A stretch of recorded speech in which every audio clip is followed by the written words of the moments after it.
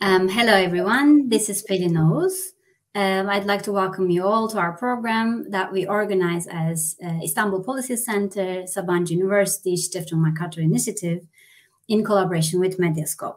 And today in our program, we're going to talk about the war in Ukraine, or maybe put it as the Putin's war in Ukraine, and the new global order. And today is the 29th day of the first attack of Russia to Ukraine. It's been almost a month. And to everybody's surprise, this offense on Ukraine has lasted this long. And also there is a unique occasion that West has unified against Russia with firm sanctions within this conflict. And we also see a resistance within Ukraine under the leadership of Vladimir Zelensky. And we will see how long the unification and the firm stance of the West is going to continue and how the war is going to evolve. We will see all this. And also today's summits, the EU summit, G7 and NATO, also may put further sanctions on Russia. The humanitarian aspect of the war is, of course, heartbreaking. There has been many consequences after the war within Russia and also in Ukraine. Many people have died, hundreds of civilians have died, many thousands of soldiers have died, more were injured, and 4 million people have escaped from Ukraine. And many people also are internally displaced within Ukraine. And these numbers are keep getting higher and higher. And of course, there is a spillover effects of this war in every country.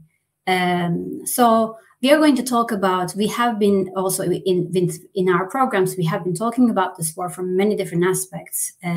But today we want to bring in also the Russian perspective. And we have we are very lucky to have a guest as such today. We have Michael Thumann with us today. Michael Thumann was our 2019-20 Mercator IPC Senior Fellow.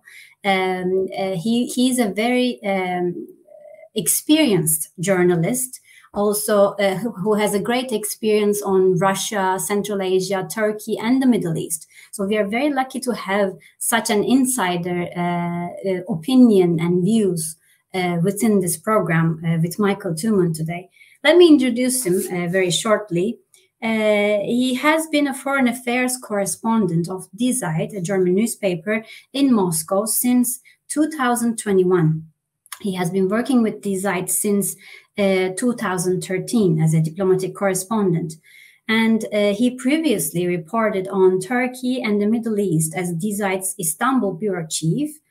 And also he has reported on Russia, Central Asia as the Moscow bureau chief of Die Zeit in the years of 2014-15, and also earlier in between the years 1996 and 2001. So he has a very great experience within that region and about and insights also for that region as well. So thank you very much, Michael, for joining us today within our program. It's great to have you. Thank you very much, Pelin. I'm very happy to be with you. Thanks so much for the invitation. Thank you. Maybe we can start a little bit from the beginning of the conflict to understand a little bit further the Russian perspective. I want to ask you this question. What is Vladimir Putin's motivation in this offense towards Ukraine? To what extent Putin's personality and his reading of history plays a role, and maybe his aspirations playing a role in this offense? Yeah, I think you touched on the main motivation already, and I think it is history, and it is his place in history, because we can go on and think about all kinds of possible considerations. Might there be any resources in Ukraine? Might there be any geopolitical considerations, or Russia moving further to the west and gaining more territory? in a pivotal region or control of grain exports or something. I think all of this does not really apply and really explain the motivation of Vladimir Putin. Putin sees himself not in the league of temporary personalities such as Joe Biden or the new German Chancellor Scholz, who is he, or anybody else. He is in the league of eternal Russian leaders, of Piotr I, Peter the Great, and Joseph Stalin, and personalities, Russian leaders who were able to enlarge the Russian territory, to control enormous masses of land in Eurasia. And this is a mission he deems himself to be on since the start. He has consolidated the Russian territory through the war in Chechnya. He has waged other wars, small-scale, controllable wars, as I would put it, in the Russian neighborhood. And now this is basically his masterpiece, to bring back Ukraine into under the control of Moscow. For this, he has written extensively extensive historical analyses, all of them, I think, wrong from the very beginning, with very few grains of truth in there, but that is his worldview. And if we want to understand his mission and why he is actually moving in, despite all the many possible arguments against it, from a Russian realpolitik point of view, because he is basically violating all kinds of realpolitik considerations which a Russian leader could have here. We have to understand this mission he is on, and we have to understand it also in the context, of course, of his personal nationalism, the ideology he adopted 10 years ago. Thank you very much, Michael. And you also have been working as our senior fellow when you were in Istanbul. You were doing research on your book, Nationalism by Choice, which is now published.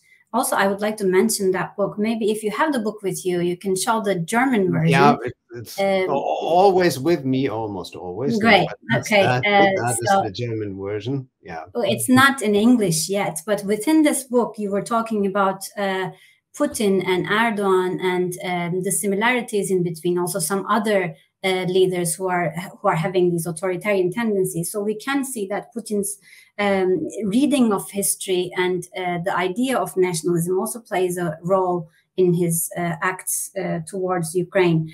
And in terms of trying to understand it from his perspective, how does he see the West when he looks at the West? What is the role that he wants to have towards the West? What is he trying to prove maybe against the West?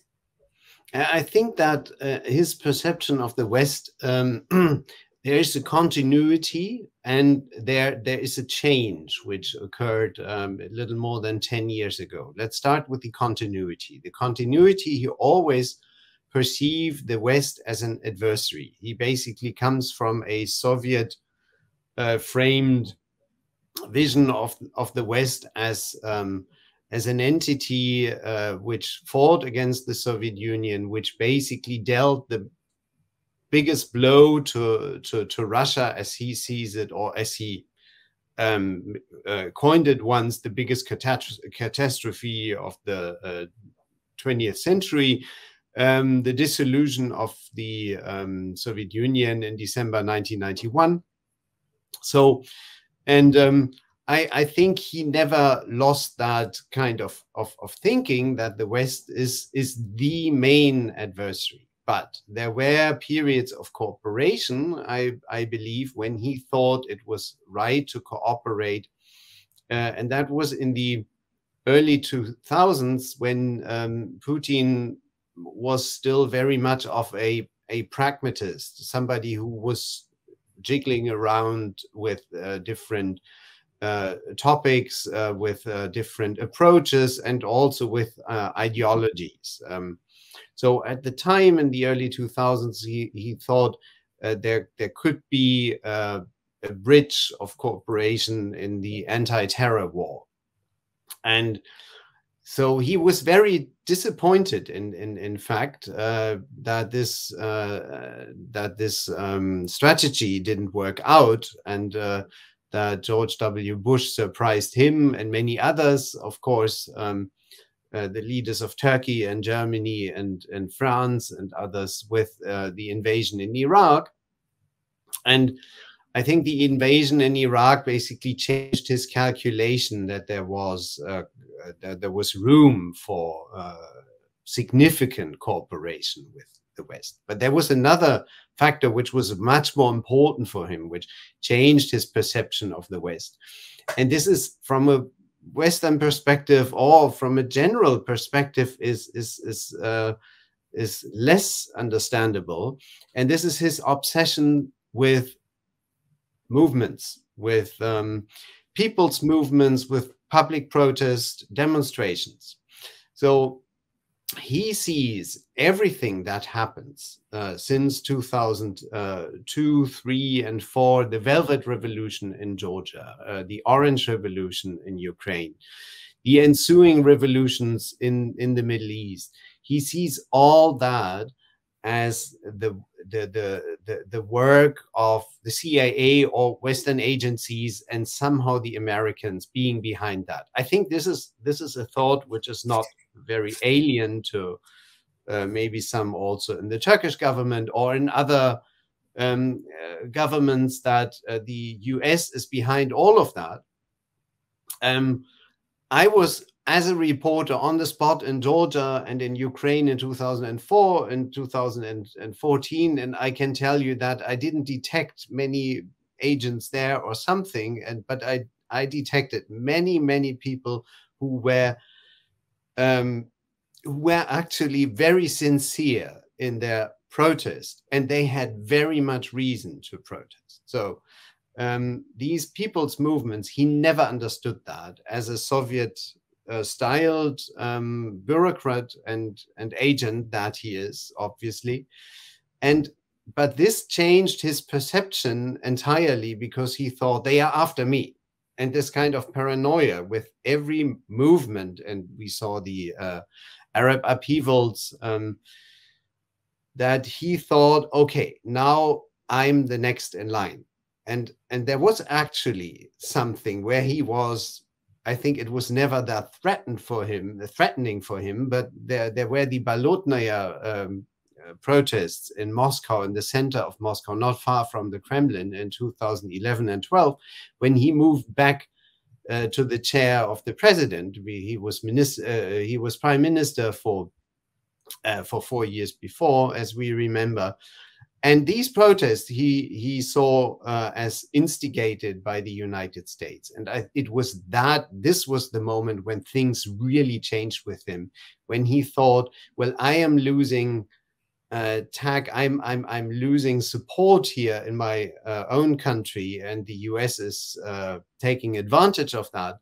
And in fact, his popularity, his ratings, his popularity at the time was very low, was well below 50. So really alarming for a leader in a non-democratic, or at the time hybrid system. So he needed to do something about his rating and to put him safely back into the chair of the president. And that was the very moment when he adopted nationalism as an ideology. He was not a nationalist before. He actually criticized nationalism before, but that was the moment when he also wrote about that extensively at the time. He discovered his love for long historical articles, nationalist articles, at the time 10 years ago. And since then, we have that very strong dichotomy. He then, in another stage, he had a problem with NATO slightly before, as we learned in 2007 on the Munich Security Conference, but then he also detected the EU as an adversary, which came as a surprise to many Russians and Europeans as well. But this is also all explained to be explained by his nationalist turn, which is still a main motivation today, and which I think he has developed and in which he has radicalized a lot. Okay, thank you very much. Well, we can maybe talk about a bit more of how the Western reaction towards him was recognized by him, his perception of Western reaction. Maybe he miscalculated that there was going to be this much of unification, but we can talk about this in a little bit. I want to ask you a little bit more about Russia. Since you just were in Russia, you just came back to Berlin after the war, can you tell us your experience in Russia and how everything was unfolding? And we see many protests within Russia. We don't see them from general media anymore because all the media is blocked and under the surveillance of Putin at the moment. So there's not much information coming out. But can you tell us your experience before you are coming to Berlin from Moscow? Yeah, well, we have in Moscow since a year, we've seen a steady growth of repression and a general tendency to quell all public opinion, basically, which is not in line with the official point of view. And this, of course, has been triggered in the beginning of 2021 with the return of Alexei Navalny, a politician who clearly had both the stamina and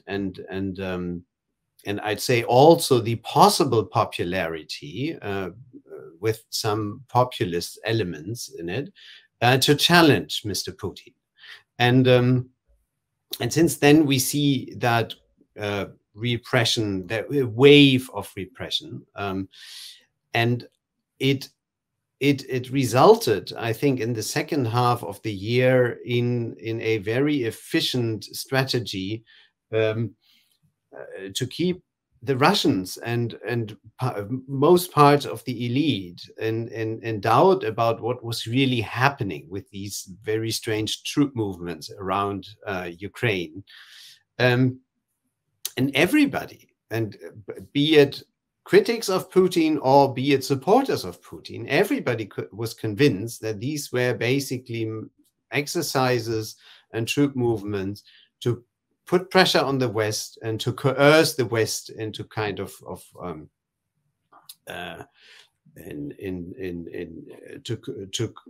to get compromises and to coerce the West into accommodating his demands of withdrawal and never ever NATO membership for Ukraine and so on. It didn't turn out that way.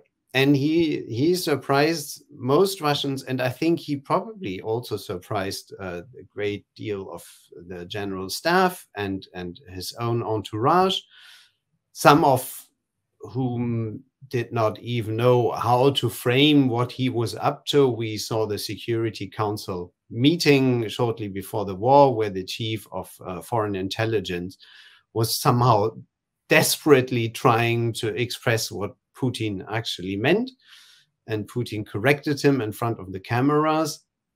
So, and I think this is very telling about the general development in Russia, that it is really a one-man rule, that we do not face a collective apparatus like in the Soviet Union, or that we have different pillars of power, and here would be the security ministries and there the army and so on. But all power indeed is concentrated in this one man.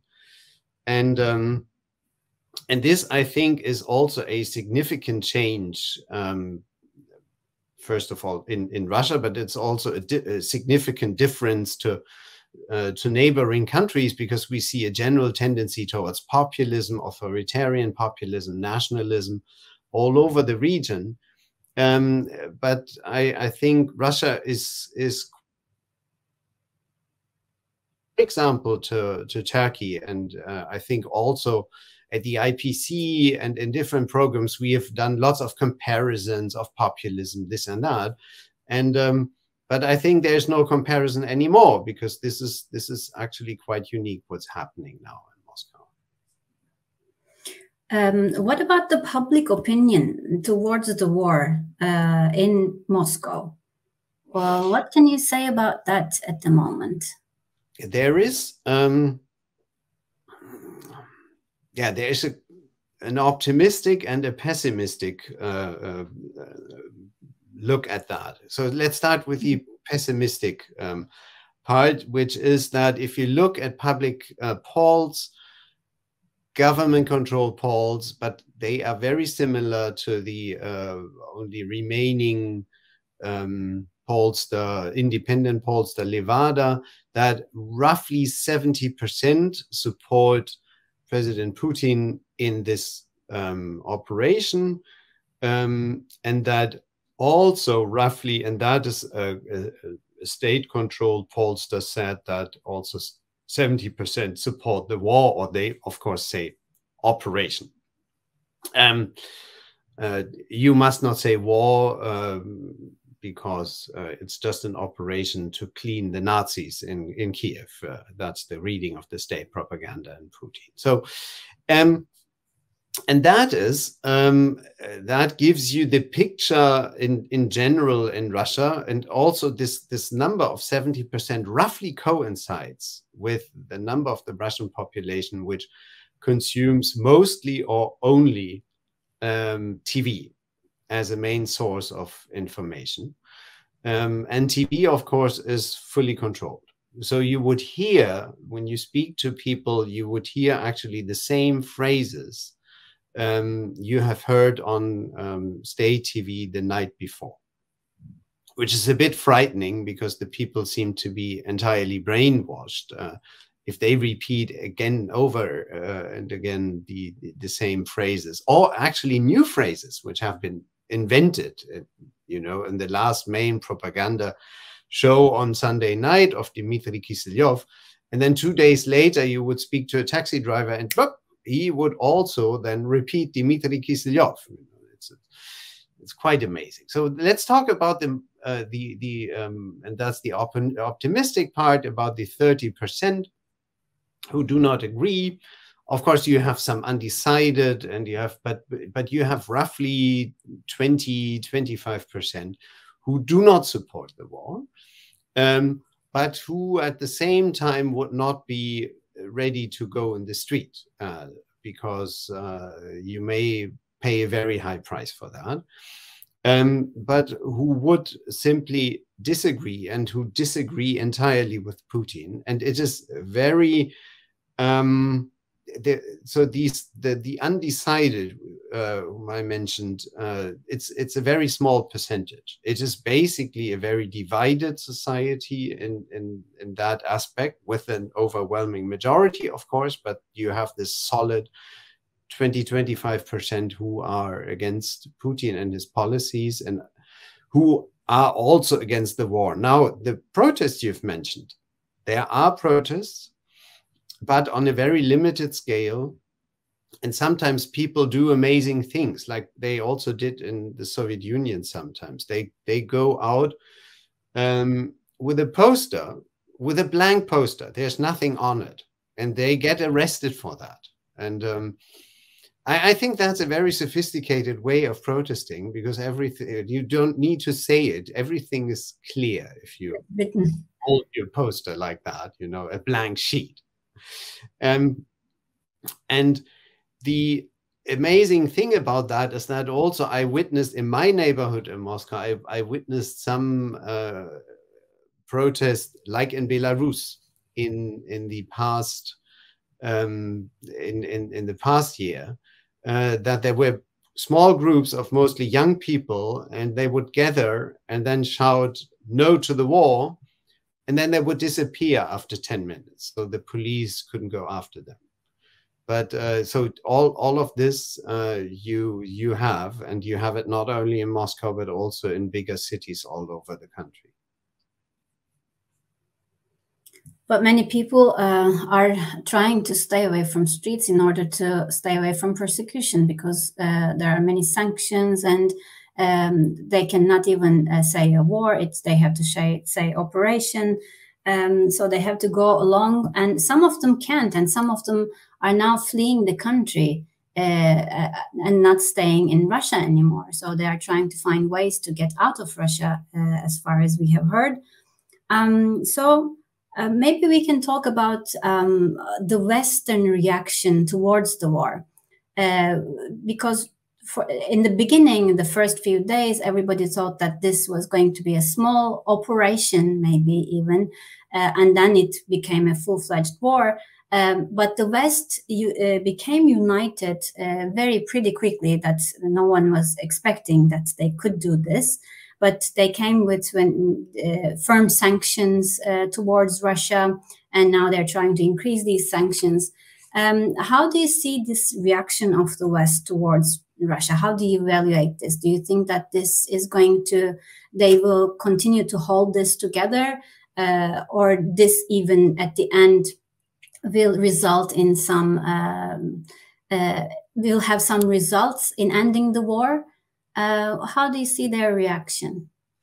Well, first of all, it is in fact, and so Putin surprised many Russians and surprised many people in the world, and the West surprised itself. The West surprised the West in this kind of unified reaction. And actually, since 2016, we didn't think that this was possible anymore.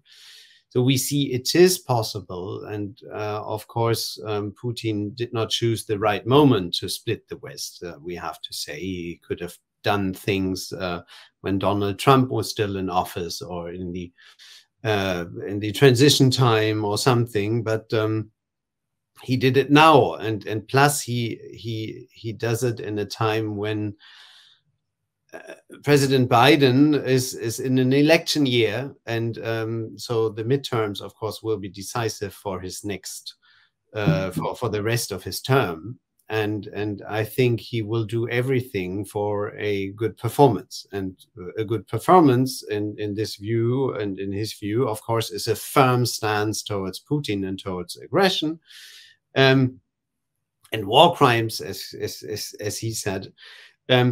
So, but the question, of course, is why, all of Europe, the 27, and then take the former 28, the Brits, they are all on board. And you don't see much deviation, with a little exception of Viktor Orban, who always speaks loud and then falls in line if there is, if they have to vote in the EU Council.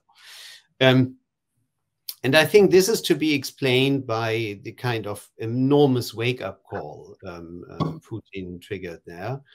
And it is, and also here I'd like to mention my own country, which has a very strong economic relationship with Russia, which has this energy relationship with Russia.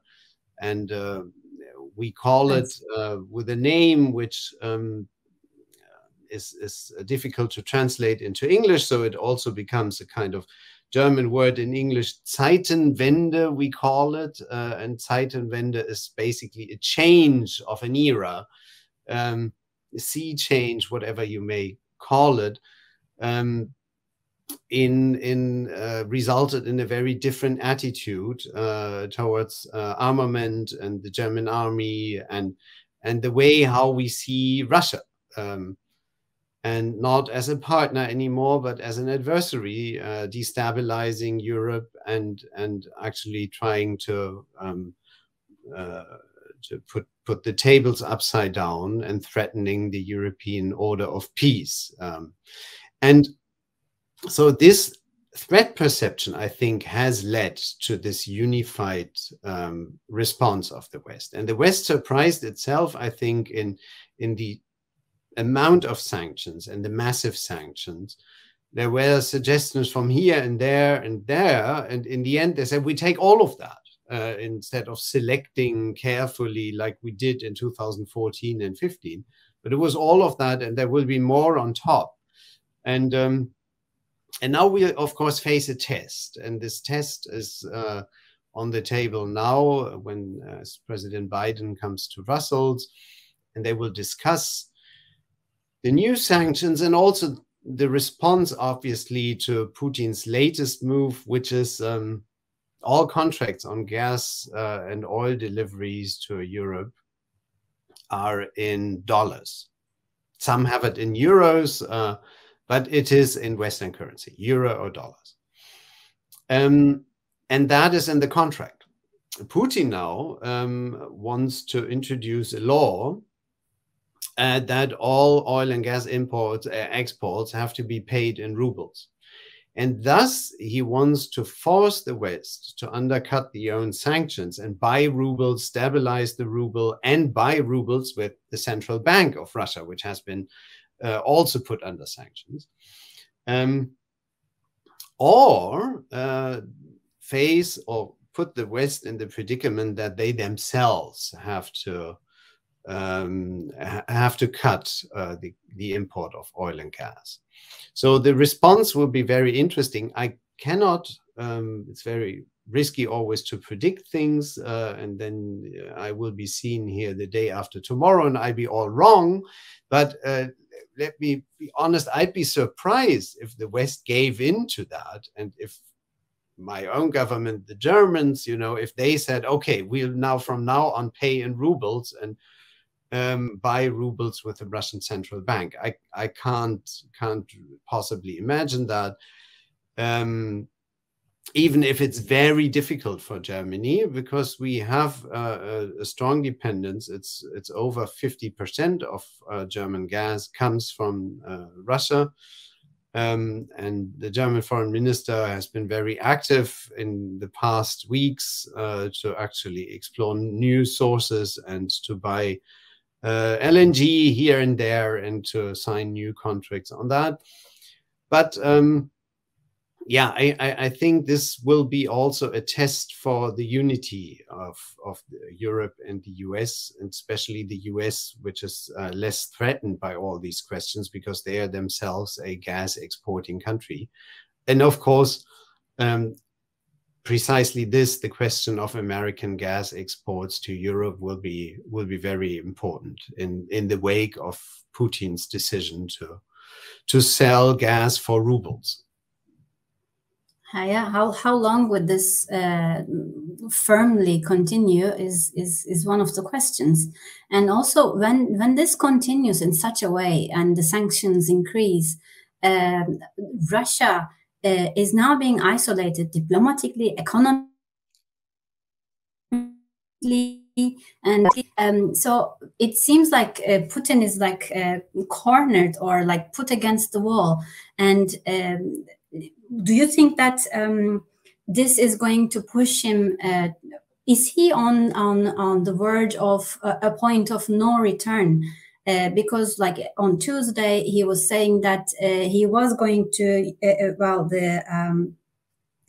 spokesman, the Kremlin spokesman was actually saying that in the time of an existential threat, nuclear arms can be used. Would this be possible, do you think, when Russia is that much in the corner feeling threatened?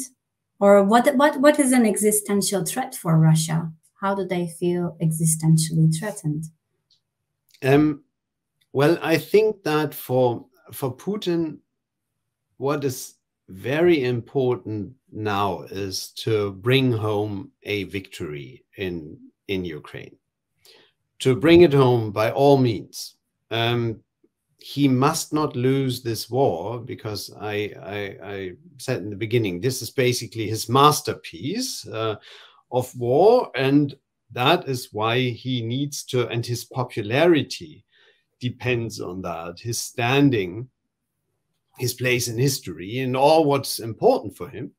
So and that is why I believe the point of he has already passed this point of no return. So it is very difficult for him to conclude some kind of ceasefire now, or to, I think he's playing around with that, and he might consider a ceasefire for a short period of time as a breathing space, basically, then and to move on a bit later to accomplish his mission. But I believe he wants to control Ukraine with Ukrainians or without Ukrainians. He wants to grab the land, and he wants to have a ceremony in Kiev, and moving into Kiev and visiting the Saint Sophia Cathedral and all of that. I mean, all pictures and symbolism we have seen every time and again in the 20th century, when in the century of conquest, so to speak, in Europe. But do you think he wants to conquer Ukraine and impose a new government in Ukraine under his control, or he wants to control Ukraine with Zelensky and the current government? I think he doesn't want to cooperate with Zelensky. Zelensky, the Ukrainian Jew being labeled a Nazi by the Russians, he is somebody who is entirely unacceptable, specifically because he has risen to such a stance on a world stage as an international hero and as an idol and star with the youth, and very much in contrast to this hypochondriac Putin, who is apparently afraid of every virus possibly being in the air thrown around, that he couldn't put up with such a Ukrainian president, even under his, and I think also Zelensky would not submit to him. He also has strong limits to what he can do. I rather think of either some kind, he will try to install some kind of leadership which is friendly to. I don't think he will pull out of the closet good old Yanukovych, the prime minister who was toppled in the Maidan uprising in 2014, who was a pro-Russian president, but he will invent some person, and not necessarily one of the before mentioned persons by the British intelligence agencies and so on. It can be anybody, but he must be 100% loyal. The question, of course, is how to control such a vast country, because he has, of course, underestimated the national feelings, and the fact that Ukraine indeed is an independent national state with an independent national tradition and a very strong national feeling. And this feeling is not only confined to those mainly Ukrainian-speaking Ukrainians in the West, but to Russian-speaking. This is what the Russians do not understand, that somebody has Russian as a native language and still is a Ukrainian patriot.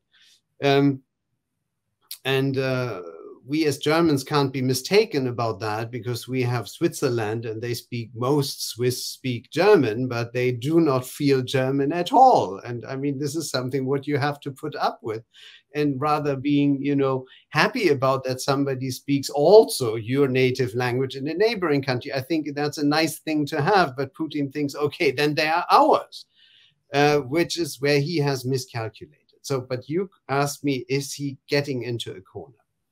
I think he is not in the corner yet. And he has very much control about what is being channeled back to Russia, about all the way the war goes. I mean, the Russians hear only about successes and triumphs, and this is all a small operation. It will be all over in a couple of weeks. So he is in control of that. That is for him the main issue. But he might get into a corner if it doesn't get to an end in a certain period of time, and or even if the war turns, or if it reaches its point of culmination, as the German war theoretician Clausewitz has coined it, that is the point where an offense gets stalled, and then you would have a backlash, and the backlash is twice as strong as the offense. So if we get to such a point, then I think he gets into a corner in which he then might resort to weapons of mass destructions. The Americans already have tipped at possible use of chemical weapons. We have seen already there is evidence that phosphor bombs and all kinds of cluster ammunition has been used already. So all weapons and ammunitions banned by international law. But he might then go on to use biological or chemical weapons in order to coerce and to terrorize the population into surrender. Or he might also test, he has a huge nuclear arsenal. He doesn't just need to launch the big one, but he, of course, has tactical nuclear weapons.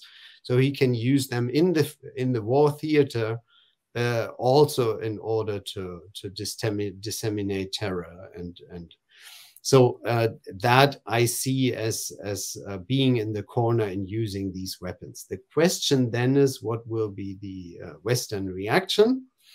And President Biden obviously has now set up a team to check different options and ponder options of possible reactions to such an escalation of the war. Yes, it's really interesting how this war is going to end, because even if the war continues, if it continues even for longer, then it means that the victory is getting far away from Putin. And even if, as you were saying, he manages to put a friendly government intact in Ukraine, who is going to be under the influence of Russia, it's hard to maintain that government because the Russian money or the troops are not going to be enough to maintain that stability in the region, because of these Ukrainian sentiments that you're talking about, this nationalistic sentiments within Ukrainians. Even it is now increasing. Even the formation of nation itself is reoccurring with this war, with an external threat. So it's really hard to, these are very different questions. It's hard to answer all these questions, how this war is going to end. But I want to ask one last question. Can I just add one thing to your thought, because I think here we are at a very interesting point. It shows basically that with the 19th or 20th century thinking, oh, I conquer a land and then I install a friendly government and control it, that these things do not work that way anymore in the 21st century. You have these huge cities. How do you conquer Kiev with its more than 3 million inhabitants? Now, they have failed at Kharkiv already, with its more than 1 million, and there are several big cities in Ukraine with more than 1 million or 2 millions.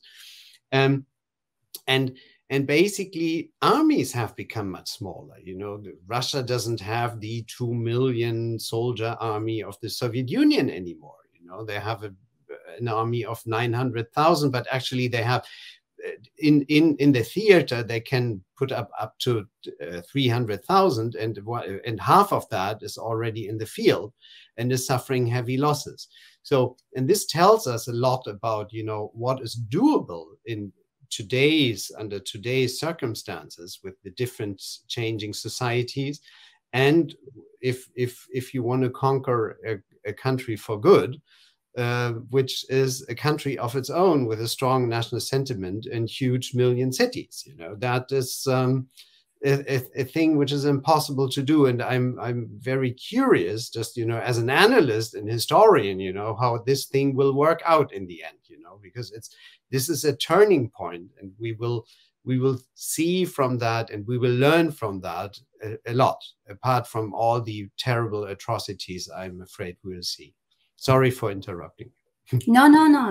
Thank you very much for this points. I have so many other questions, but we don't have that much time. Maybe one last question, or maybe something that you would like to add at the end. I will give you some time. What do you think this all means for like all this region, for the all ex-Soviet states, ex-Soviet states, and also in order for Putin to have some kind of a maneuvering area, what is the relation with Russia is going to, how is it going to take place? If you have comments on that. I think it's terrible news for the post-Soviet space. It is, I mean, we had preceding the war on Ukraine, we had the upheaval in Kazakhstan, which started as an inter-elite struggle and ended with the Russian intervention and the support, but it was basically the Russian support for Tokayev, the president, against the old president Nazarbayev. But of course, Tokayev is entirely in line, and Kazakhstan is not that strong, independent, proud country anymore as it had been until December 2021. It's a sad story of national decay, of course. And it is also, likewise, it is a strong signal to other countries in the post-Soviet space not to deviate too much from the line, or to give the impression that you would be a close ally of the US and now also of the EU for that matter. And it puts particularly, I'd like to highlight here, two countries which are at imminent danger, I think, which is Georgia and which is Moldova. Moldova, which is overwhelmingly with pro-Western, Western-educated leaders, but a divided country, because you have also a strong Western pro-Moscow party in the country, and you have Transnistria, of course, as a separatist entity controlled by the Russian army.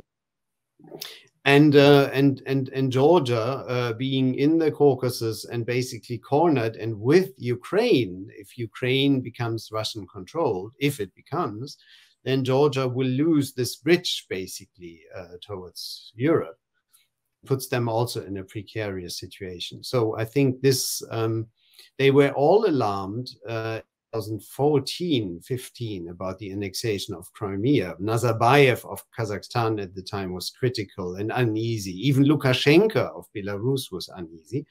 But Belarus now is basically part of the enlarged Russian space, and Lukashenko, not the country, not the people, but Lukashenko is under Putin's control.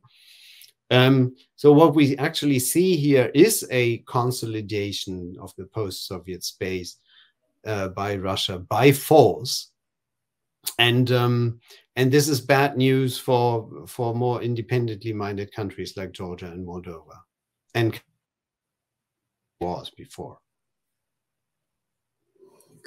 Okay, thank you very much. We have more to talk, but our time is up. Thank you very much for joining us today in our program, Michael Thumann. We hope to see you in other programs as well. And also we'd like to thank our viewers, and we will see you next week with a different topic. Thank you very much. Have a nice day. Thank you very much. Great pleasure. Thank you.